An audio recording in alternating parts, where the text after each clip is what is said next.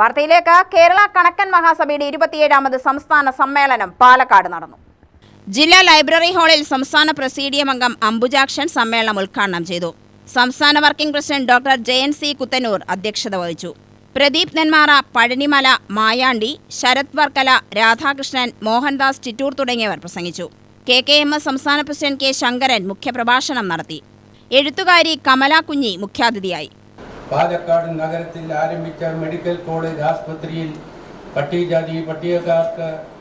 പട്ടികജാതിക്കാർക്ക് 72% അനുവദിച്ചു തരാമെന്ന് സംവരണം അനുവദിച്ചു തരാമെന്നും പറഞ്ഞ അന്ന് ഭരിക്കുന്ന സർക്കാർ വാഗ്ദാനങ്ങൾ നൽകിയെങ്കിലും അത് പരിഹരിക്കാൻ കഴിയാത്തതിൻ്റെ പേരിൽ കലക്ടറേറ്റിന് മുമ്പിലും ആശുപത്രിക്ക് മുൻവശവും സമരങ്ങൾ നടത്തി വരികയാണ് കേരള കണക്കൻ മഹാസഭ.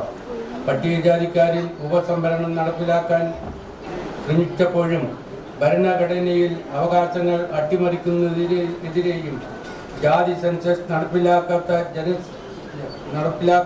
നടപ്പിലാക്കി ജനസംഖ്യ ആനുപാതത്തിൽ സംവരണം ഏർപ്പെടുത്തണമെന്നും സർക്കാരിനോട് ആവശ്യപ്പെടുകയും പാലക്കാട് കലക്ടറേറ്റിന് മുമ്പിൽ സമരം നടത്തിയിരുന്നു കേരള കണക്കൻ മഹാസഭ. UTV news, Palakkad.